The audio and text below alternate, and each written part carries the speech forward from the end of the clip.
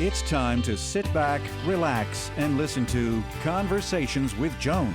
Conversations with Joan will inspire, motivate, and empower you. Live your best life now. Listen, learn, think, and decide. And now, here's your host, Joan Herman.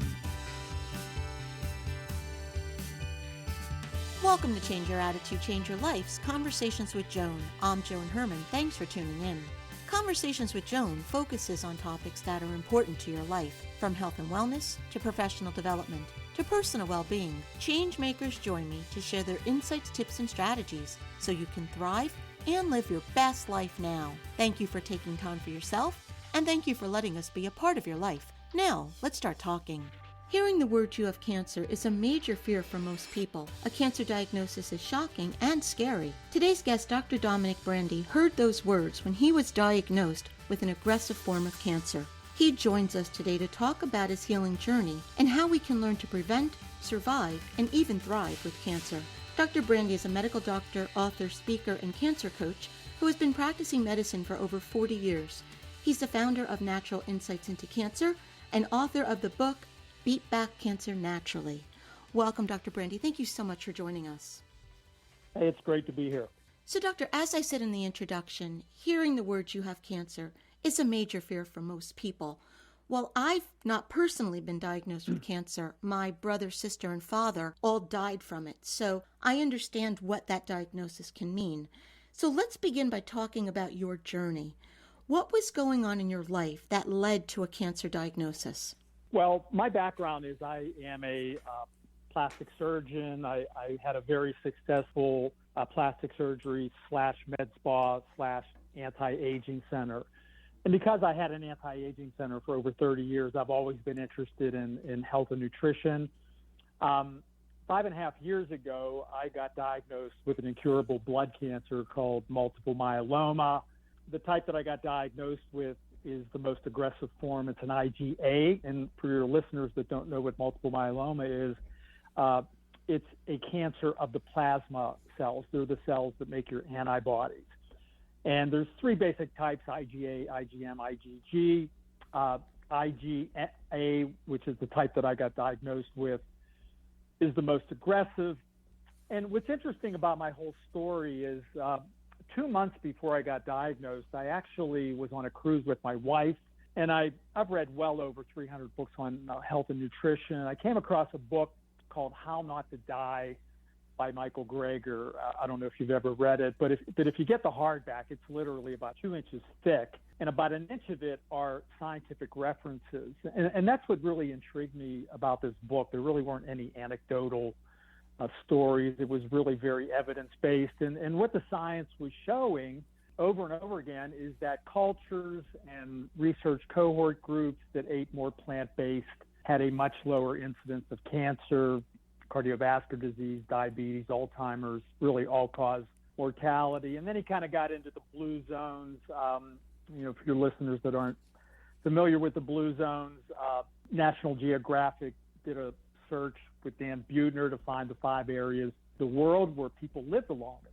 And they ended up being Icaria, Greece, Sardinia, Nicoya, Costa Rica, Okinawa, Japan, and then right here in the United States, Loma Linda, where a lot of Seventh-day Adventists live.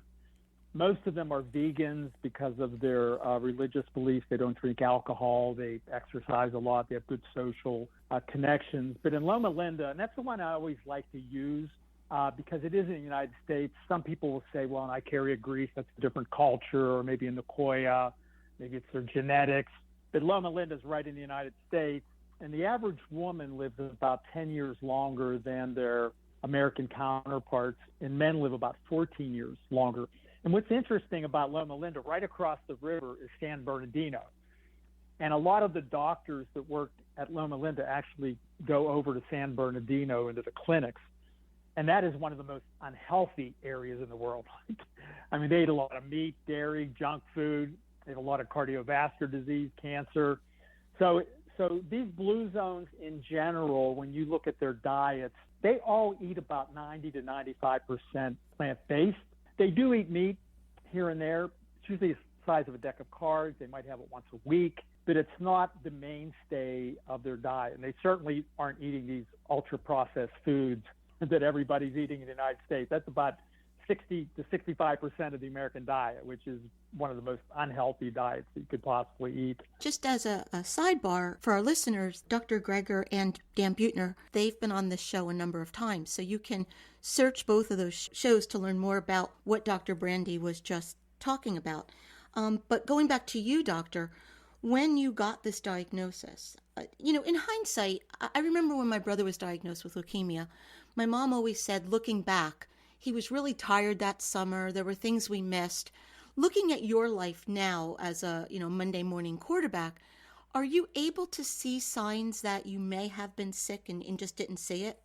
I mean, not really. I think my lifestyle was very, very stressful. I sold my practice about 3.5 years ago. We had over 100 employees. A venture capital group came in. So there was a lot of stress. There was surgery. There were med spa employees. There were anti-aging employees. So I was living a very high-stress life. I mean, when you're doing surgery, you're waking up 4 a.m. If you go to bed at 10, and let's say you wake up at 2 and you can't get to sleep for some reason, then you start worrying, oh, I got a whole day of surgery. Am I going to be able to get through it? That night I might have gotten maybe 15 minutes of deep sleep, which is the most important sleep for tumor surveillance and DNA repair. Mm-hmm. And then you're in surgery, and then, if a patient gets a complication, then you're worried about getting a lawsuit. So it's a very, very high stress job, number one. And I'm just think when you're working on somebody's face, they're looking in a mirror every morning. So if there's anything that's even a little bit off, they're going to be complaining. So that's another aspect of making that a stressful job. But as far as my diet, I was eating meat every single meal because I believe that whole thing about meat equals protein. And that is one of the biggest myths that I really learned when I read Dr. Greger's book. And what's really interesting about my story, when I was on that cruise and I read that book, 2 days into that cruise, I actually started eating whole food plant-based. My wife thought I was out of my mind because there's all this meat and dairy and eggs and desserts, and she's saying you are crazy. But I haven't had any animal products since September of 2017. So I came home and I was doing a surgery, and my collarbone I just felt a little crack, and then it just kept getting worse and worse. And then 2 months later, it was starting to keep me up at night. And about 10 days after that, it was like November 10th, 2017. We were watching TV. I accidentally knocked over a container of water. My bone just cracked right in half.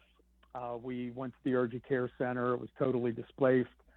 A friend of mine who's an orthopedic doctor, he ordered an MRI. 5 days later, he called me. He goes, Nick, that's my nickname. He said, I hate to tell you, but you got a tumor in there. He said, it's either multiple myeloma or a metastasis. And you can just imagine my whole world was totally rocked. Here I had this incredibly successful practice. I was 64 years old at that time. I just felt like I was going to keep doing surgery until I was 80, whatever. And your world is rocked. I probably didn't sleep well for 2 months. We all know we're going to die, but when you're with that diagnosis, all of a sudden it's right in front of your face. And you really have to start really looking at your spiritual priorities, your family priorities, financial. You really have to really take a good look at your life. And one thing I did, and I really recommend all my patients that I coach to do, is to see a psychologist when you first get diagnosed. That was probably one of the best things I could do, because she really helped me sort out a lot of the fears that I had. I think one of the biggest fears when you are diagnosed with cancer is, what am I going to have to go through to die? We all know we're going to die, but how much pain am I going to have? I mean, is it going to be like horrible for them? You just don't know. Mm-hmm. Do you think it was worse for you, doctor, because you're a doctor and you know more than the average person? Yeah, probably. Because I was, from that point, I was doing a deep dive into the scientific literature. Like, I wanted to learn every single thing that I could do, from herbs to different lifestyle changes. And that's basically how I got to the point to write my book, because I was just gathering all this information. But One of the things this cancer psychologist told me that really made me feel good. She said, "Listen, by the time people get to like about 3 months from being dead," she said 95% of them are at complete peace with it. I mean, they don't seem to be depressed. They seem to be, they've just accepted it. She said 5% go down kicking. They're going to Mexico and, they're miserable. But she said 95% are happy and they just realize, hey, this is part of life, and, we live and we die. And that really gave me a layman. And then I was also worried about pain. And I knew as a physician that there were a lot of things that you could do. But she, being a specialist in cancer psychology, I mean, she was seeing a lot of this firsthand. And she said, hey, when you get to that point, I mean, they will make you comfortable, like you'll die in peace. Sometimes I just imagine how these people 100 years, 200 years ago died with cancer. It had to be the most horrific death. I just can't even imagine what those people went through, hundreds of years ago. It just had to be really probably even like 50 years ago. It was probably horrific. What was your proposed treatment? What did they want to do, and what did you end up doing? Well, what happened was, because I had this IgA, so this was 2 months after I started eating whole food plant-based. My oncologist wanted to put me on a very aggressive regimen of 2 oral medications and then a drug called Velcade, which is a proteasome inhibitor. And the more I was reading about this Velcade, almost everybody gets a pretty severe peripheral neuropathy, which means the nerve endings in your fingertips and your toes start deteriorating. And the fact that I was a surgeon, I really didn't know what my future was. I didn't want to risk that. And I had already been eating whole food plant-based for 2 months, and I was 100% sure that was going to help me. So my oncologist and we got into an argument. He said, man, there's just no way you're going to get into a complete remission just like doing these 2 oral medications. But I stuck to my guns. And so we just went ahead with the 2 oral medications. At this point, I'm doing a deep dive into the scientific literature. I'm adding all these different supplements. I'm learning how to exercise every day, try to get better sleep, keep my stress down, try to eliminate toxins. So every month, my numbers just kept getting in better. And by the 6th month, I was in a complete remission. And my oncologist was totally blown away. Number one, he didn't even think I was going to get into a complete remission, but to do it in 6 months, he was just like totally knocked off of his feet. So I've stayed in a complete remission 5.5 years now. And if you go in, there was recently an article in Leukemia Journal, and the average person that has myeloma, they relapse by about 2 years is kind of the average. And I'm already at 5.5 years. And I plan on keep going. In fact, right now, they're actually trying to wean down the 2 oral medications I'm on, because myeloma is incurable. So what I have is called a functional remission, which means that it's in a remission, but it's in a remission because I take these 2 oral medications. But we're actually weaning those right now. So far, all my numbers are holding. So hopefully I'll be the first person ever cured myeloma. So we'll see. Well, do any of your doctors ever ask you what you're doing? And I asked that question a few years ago. I interviewed Dr. Kelly Turner, who wrote a book called Radical Remission. And in it, she talked about end-stage cancer patients who were told to go home and get your affairs in order because there's nothing more we can do.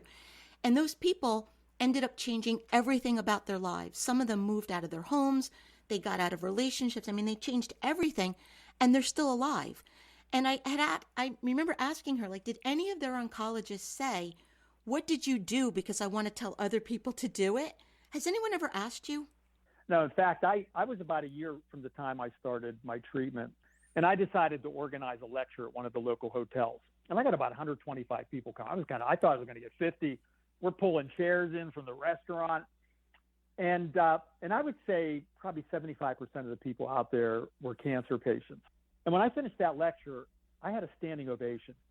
And I've never had a standing ovation for anything. I mean, I don't think the lecture was that great. Maybe they were feeling sorry for me. I don't know. But I think the reason they gave me a standing ovation, I think those people just felt they were at the mercy of the surgery, the chemo, the radiation, and there wasn't anything they could do. In fact, after I gave that lecture, there were so many cancer patients that came up to me. In fact, one of them sticks out on my head because she had what I have. She had multiple myeloma, and this lady was definitely overweight. I would even say she was obese. And she asked her oncologist, she said, hey, should I change anything with my diet and lifestyle? He goes, oh, no, just keep doing what you're doing. It's crazy. And she looked at me in the eye. She goes, you know what, doctor? She goes, I knew that couldn't be right. Like, how could that be right, that I should just keep doing what I was doing before? Right. And this is a common theme that you will hear.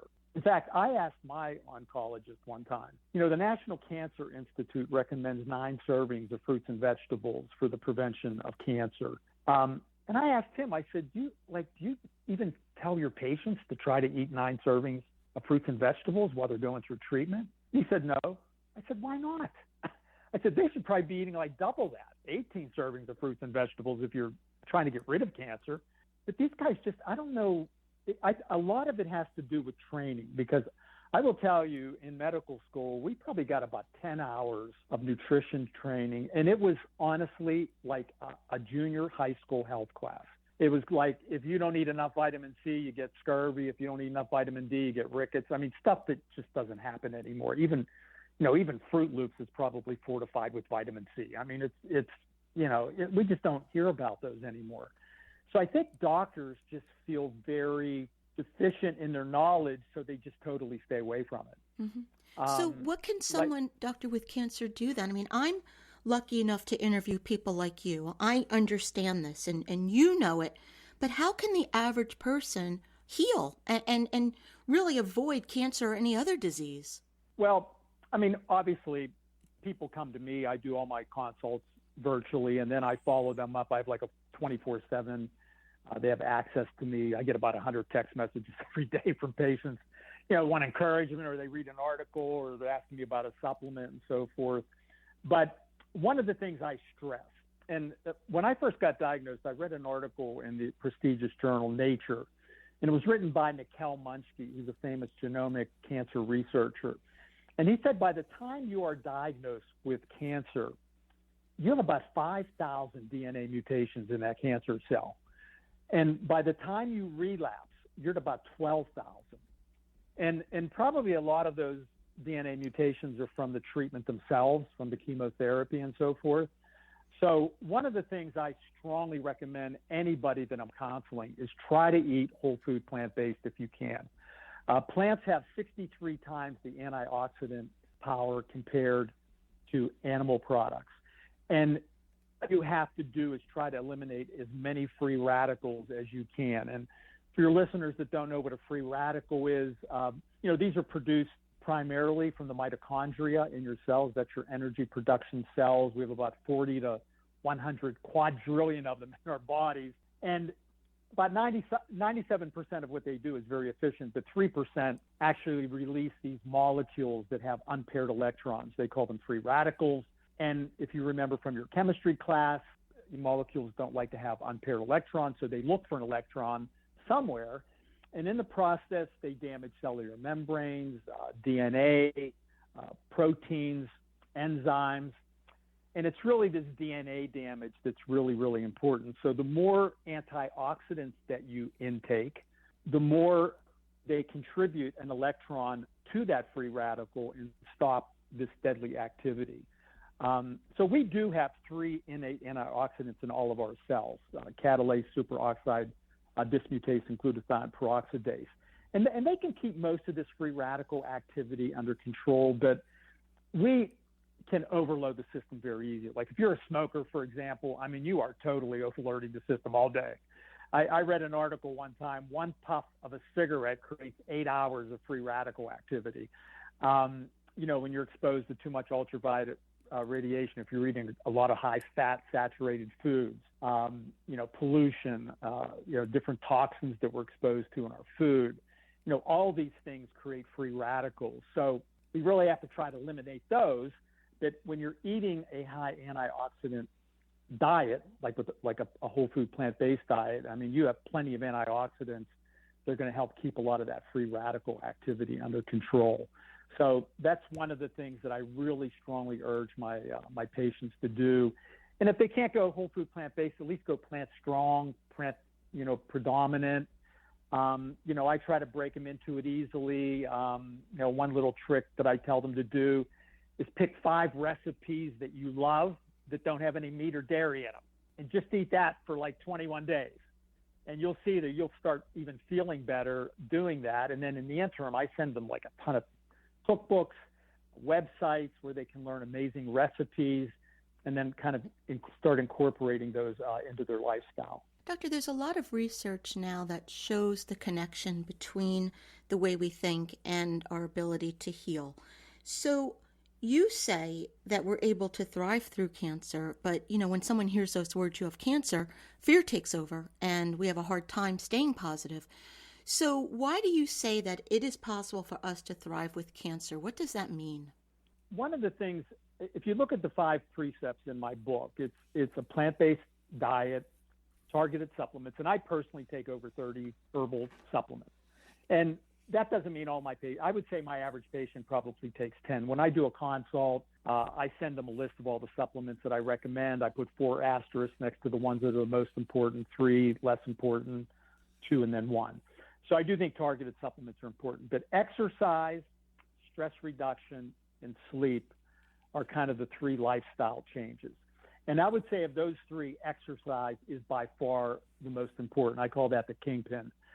You really have to get in the habit of doing that every single day, because that does so many things. First off, I'm sure all of us have been super stressed out. We went out for like a walk in the woods, or we ran, or we played tennis or whatever, and we felt 100% better. We felt more relaxed.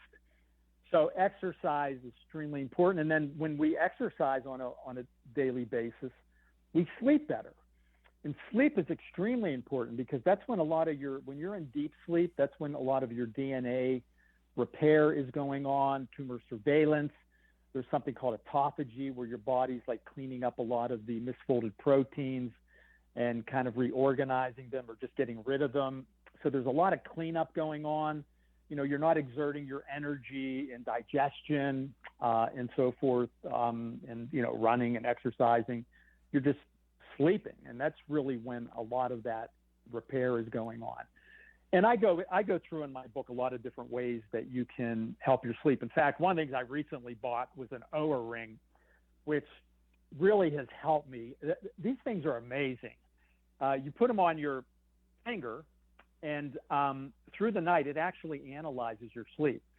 How much REM sleep you're getting, how much deep, how much light. And I've already made some adjustments that I've been able to get myself more into deep sleep, because that's really when a lot of that DNA repair and tumor surveillance goes on.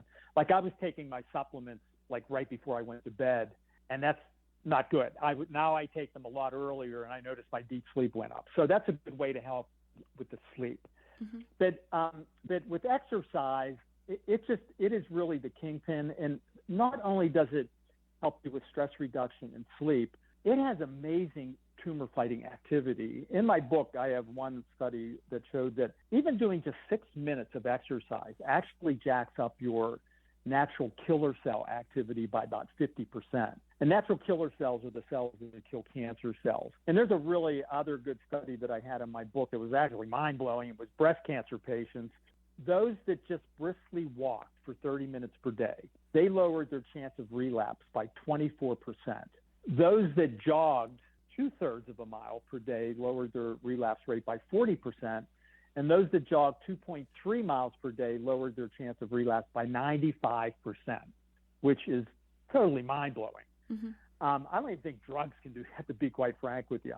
But exercise, not only does it jack up your immune system, but it makes your innate antioxidants, remember we talked about catalase, superoxide, dismutase, glutathione, peroxidase, they make them much more efficient. They make you more insulin sensitive, and this is extremely important. That's why I also recommend my patients to try to do some kind of resistance exercise, either with light weights or bands, because when you hit about 40, you'll lose about 1% of your muscle mass per year if you're not doing some kind of resistance training. And that is so important for really all of us, for the prevention of diabetes. But if you have cancer, you do not want to become insulin resistant, because the insulin cannot push the sugar into the cell because of the insulin resistance.